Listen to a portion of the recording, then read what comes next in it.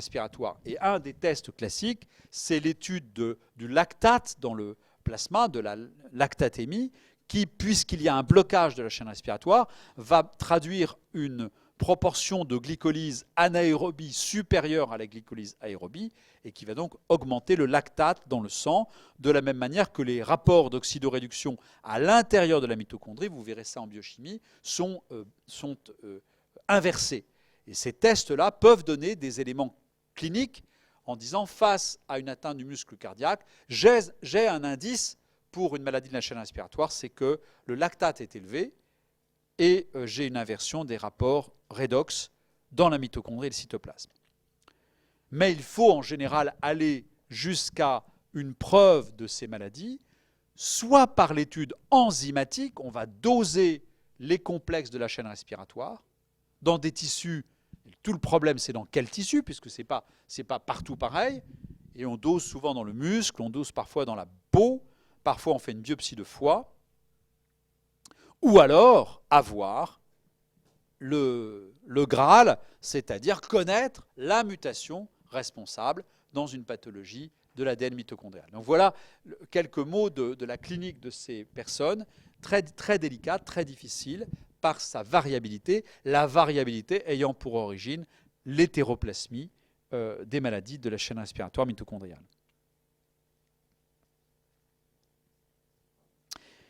Mutation de l'ADN mitochondrial. Quelle est la pathologie moléculaire de cette petite molécule circulaire, très compacte, très originale? Elle n'est pas, c'est pas un truc qui va défrayer la chronique, c'est pas un truc extraordinaire, mais il y a un peu les deux répertoires qu'on voit classiquement dans les maladies du génome nucléaire, en l'occurrence des mutations ponctuelles, qui sont indiquées ici par les petits points, mutations ponctuelles de l'ADN mitochondrial. Ce que vous pouvez observer en regardant ça, c'est qu'il y a une espèce de concertation, il y a des points chauds, il y a des endroits un petit peu plus susceptibles que les autres de présenter une mutation de l'ADN mitochondrial, des points chauds de mutation, rouge et bleu ici. Et puis il y a aussi ces espèces de petites lignes qui représentent des délétions ou des duplications de l'ADN mitochondrial, donc des réarrangements de grande taille qui vont déléter, couper un grand segment de ces 16 kilobases, ou au contraire rajouter un segment de 16 kilobases, exactement par un mécanisme d'anomalie à la division cellulaire, d'anomalie de réplication de l'ADN mitochondrial, qui en se divisant va mal s'aligner et donner une délétion ou une duplication, et pouvoir ainsi promouvoir une mutation par remaniement de grande taille. Est-ce qu'il y a-t-il des corrélations entre délétion ou mutation ponctuelle et phénotype? Un petit peu. Il y a quelques tendances qui se dessinent, et par exemple, il y a au sein de cette hétérogénéité de phénotype des maladies de la chaîne respiratoire, par mutation de l'ADN mitochondrial, on a distingué quelques syndromes qui ont plus que les autres les mêmes mutations. Le syndrome MELAS, pour un acronyme, vous savez, on prend la première lettre de chaque mot, mitochondrial, encéphalomyopathie, lactique, acidosis, stroke-like. Stroke-like, ce sont comme des accidents vasculaires cérébraux. Stroke, l'accident vasculaire, en anglais. Stroke-like, ça ressemble à un accident vasculaire. C'est des enfants ou des jeunes adultes qui font à la fois cliniquement et à l'IRM un bas débit segmentaire dans le cerveau. C'est très très original, et qui récupèrent. Et ce n'est pas un accident hémorragique, c'est un accident ischémique brutal, un baisse de perfusion cérébrale avec acidose lactique, avec encéphalopathie, atteinte musculaire. Très souvent, ce syndrome MELAS est lié à une mutation d'un ARN leucine, un ARN de transfert leucine. De la même manière que la mutation NARP pour ataxie neurogénique, rétinite pigmentaire, est liée à une mutation de l'ATPase 6. Vous vous souvenez, ce gène qui chevauche un autre gène. Des mutations ponctuelles de l'ATPase donnent plutôt ce syndrome. De la même manière, enfin, que les 3 gènes du génome mitochondrial, on retrouve cette idée d'hétérogénéité génétique, même à l'intérieur du génome mitochondrial. 3 gènes peuvent donner une atrophie optique qu'on appelle la maladie de Leber. Et cette maladie de Leber est une neuropathie optique, c'est une maladie du nerf optique. Ce n'est pas une maladie de la rétine. Je vous ai cité il y a 2-3 cours pour exemple d'hétérogénéité génétique, une maladie de Leber de la rétine. Leber a décrit 2 maladies, il y a parfois des pièges. Euh, les, il y a un même gène, plusieurs maladies, il y a un même auteur, plusieurs maladies, et il a décrit à la fois cette maladie de l'ADN mitochondrial qui porte son nom, et aussi une autre maladie totalement différente, qui est une amorose congénitale de Leber, mais cette maladie, l'atrophie optique mitochondriale, est liée à des mutations de l'un de ces 3 gènes d'hérédité maternelle avec hétéroplasmie. Voilà quelques idées, quelques tendances, bien sûr à ne pas retenir par cœur, mais que certaines mutations de l'ADN mitochondrial, bien entendu, celles qui sont plutôt en point chaud, celles pour lesquelles on a beaucoup d'exemples de malades, sont ici ou là, sont des mutations qui confèrent une tendance phénotypique qui a pu faire décrire ces syndromes. Et puis, les délétions de l'ADN mitochondrial, vous voyez, c'est très curieux, elles sont à peu près toutes localisées au même endroit. Vous voyez, toute cette région est en général épargnée. Donc ça veut dire que là aussi, les délétions de l'ADN mitochondrial vont pouvoir avoir une certaine homogénéité de phénotype, et on le retrouve dans 2 ou 3 syndromes, comme par exemple ici le syndrome de Kernser, je vous en dirai un mot tout à l'heure.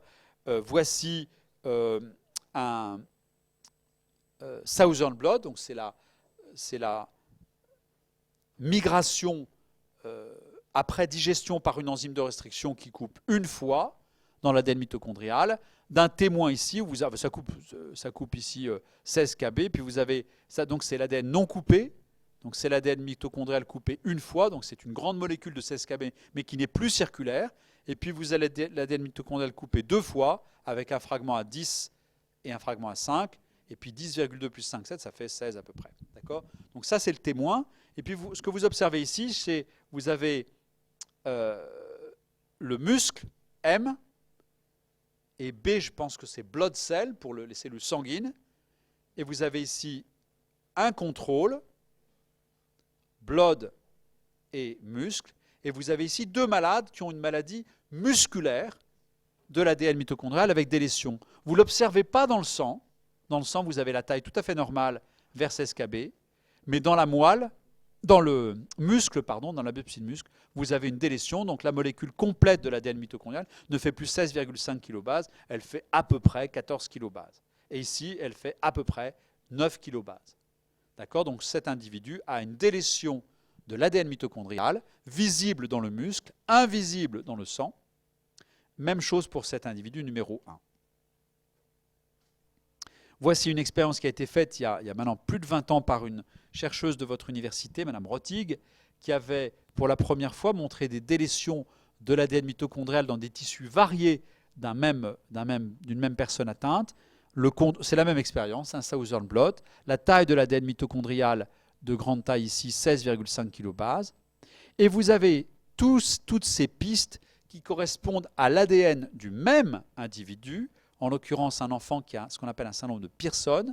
Le syndrome de Pearson a décrit une maladie qui touche la lignée hématopoïétique. Ces enfants ont une anémie et une neutropénie, des globules blancs qui baissent et des globules rouges qui baissent, et, curieusement, une maladie du pancréas. Ils ont une diarrhée par anomalie d'excrétion pancréatique. Pearson avait décrit ça, et rien ne disait du tout que c'était une maladie de la chaîne respiratoire, et encore moins une maladie de l'ADN mitochondrial. Et donc c'est Mme Rotig qui a trouvé ça en regardant, en ayant la curiosité de regarder dans des tissus différents de cet enfant, la peau, des fibroblastes de la peau, l'intestin, le muscle, des lignées de lymphocytes, c'est-à-dire des cellules sanguines, des cellules blanches, des lymphocytes qu'on a mis en culture, transformés par le virus d'Epstein-Barr et qu'on a mis en lignée cellulaire, des lymphocytes B, des lymphocytes T, la moelle. Et vous voyez que suivant les tissus, la proportion de cellules qui ont la délétion de l'ADN mitochondrial, ici 11,6 kilobases, donc à peu près 5 kilobases de délétion, eh bien c'est quasi total dans l'intestin. Vous voyez à peine quelques cellules qui auraient l'ADN mitochondrial normal. C'est quasi absent dans la peau. Vous avez essentiellement des cellules qui ont l'ADN mitochondrial normal ici. Et puis c'est à peu près équilibré dans le muscle. Et c'est en revanche très majoritairement délété dans les cellules sanguines. Et ça ne vous étonne pas puisque ces enfants ont une neutropénie, une atteinte de l'hématopoïèse avec neutropénie et anémie. C'est l'image de l'hétéroplasmie, c'est exactement l'image de l'hétéroplasmie, c'est-à-dire que suivant les tissus, vous allez avoir une répartition inégale mitotique de cette affaire. Et si l'on faisait la même expérience à un âge différent de cet enfant, et elle a été faite cette expérience, on n'aurait pas tout à fait la même proportion, et en particulier ces enfants évoluent malheureusement vers une aggravation dans le muscle squelettique et apparaît à partir de l'âge de 7, 8, 10 ans un autre syndrome qui s'ajoute à celui-là, qui s'appelle le syndrome de Kearns-Sayre, je vous l'ai donné ici, pardon. Kearns-Sayre, qui est un syndrome d'atteinte cardiaque avec atteinte de la motricité des muscles oculaires. Et cet enfant, qui a 4-5 ans, a déjà le handicap d'avoir une diarrhée chronique, une anémie, une neutropénie, va voir s'ajouter des symptômes avec une aggravation de son état dans le muscle squelettique en particulier et le cœur. Vous avez ici l'image exemplaire de l'hétéroplasmie des mutations de l'ADN mitochondrial, en l'occurrence ici une délétion. Je vous avais promis un grand arbre véridique, le voilà, il est pas mal. 1, 2, 3, 4 générations. Et vous voyez que parfois dans un arbre généalogique, on peut décomposer le symbole atteint, atteint, pas atteint, ça c'est noir ou blanc, mais on peut le décomposer, si on a la finesse de cette analyse clinique, en des signes de l'atteinte. L'atteinte rénale, l'atteinte du cœur, le diabète, la cirrhose, la surdité, des céphalées, une atteinte endocrinienne. Et vous allez avoir des personnes qui ont quasiment tout. Ici, ce garçon, il a tout sauf l'atteinte endocrine et la cirrhose. Et puis ici, vous avez, je ne sais pas, par exemple là, cette femme numéro 30, ici, elle a la surdité uniquement. Et des maux de tête, comme sa sœur. Toutes ces personnes ont exactement la même délétion de l'ADN mitochondrial. Elle est transmise de manière maternelle, comment vous le voyez? Vous le voyez parce que à cette génération ici, vous avez une femme qui était atteinte avec surdité et céphalée. Elle a 1, 2, 3, 4, 5, 6, 7, 8, 9, 10 enfants atteints. Elle a 10 enfants. Lui, on ne sait pas parce qu'il est mort très tôt. Elle a 9 enfants atteints et tous sont des symptômes. Hérédité maternelle, mais variabilité, hétéroplasmie.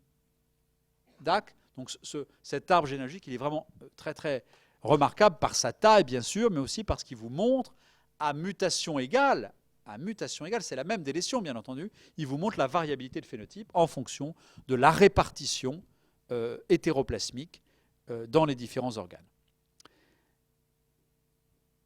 Tous les enfants de cette femme sont aussi atteints, c'est vrai ici. Puis là, vous voyez que celle-là, qui a pourtant la surdité, qui a un fils qui a la surdité, je ne sais quoi, a 3 enfants, on ne sait pas. Ils sont peut-être trop jeunes, on n'a pas encore les symptômes. Donc mon arbre typique de la fois dernière, avec tout le monde atteint de la même manière, n'est jamais véridique. Ces familles sont rares, mais elles existent, et elles montrent aussi une variabilité en fonction de l'âge. En revanche, ce qui est certain, c'est que quand un homme est atteint et qu'il a pu avoir des enfants, comme ce monsieur numéro 2, avec ses 3 enfants, eh bien, ils ne sont pas atteints, ils n'ont pas pu recevoir la délétion puisqu'ils ont reçu l'ADN mitochondrial de leur mère indemne. C'est clair ça, hein? Ça n'a pas l'air, si? Bon. Alors il y a des tendances aussi sur le mode d'hérédité. Les mutations ponctuelles sont plus héritées que les délétions. Bien. Et les réarrangements, donc délétions, duplications, sont le plus souvent sporadiques. Très bien. C'est des tendances, ce n'est pas des règles absolues. 2 dernières notions importantes, et puis on va boucler. Je vous ai parlé d'ADN mitochondrial, et les mutations de l'ADN mitochondrial vont toujours donner des maladies de la chaîne respiratoire. L'inverse n'est pas vrai, vous l'avez bien compris. Les maladies de la chaîne respiratoire ne sont pas toutes données par des mutations de l'ADN mitochondrial, loin de là. Et il y a donc toute une pléiade de gènes nucléaires qui participent à la chaîne respiratoire et qui peuvent donner des maladies sans être codés par le génome mitochondrial. C'est ce petit schéma qui vous représente, encore une fois, que sur le complexe 2, aucun des 4 polypeptides constitutifs n'est codé par la chaîne par l'ADN mitochondrial, et seuls 7 des polypeptides du complexe 1, qui est un très grand complexe, sont codés par l'ADN mitochondrial, avec des maladies qui correspondent à ces histoires-là. Mais bien sûr, pour vous dire, il y a la place pour des maladies autosomiques récessives, des maladies dominantes, des maladies liées à l'X de la chaîne respiratoire, qui ne sont pas liées à des maladies de l'ADN mitochondrial. Je passe. Dernière notion.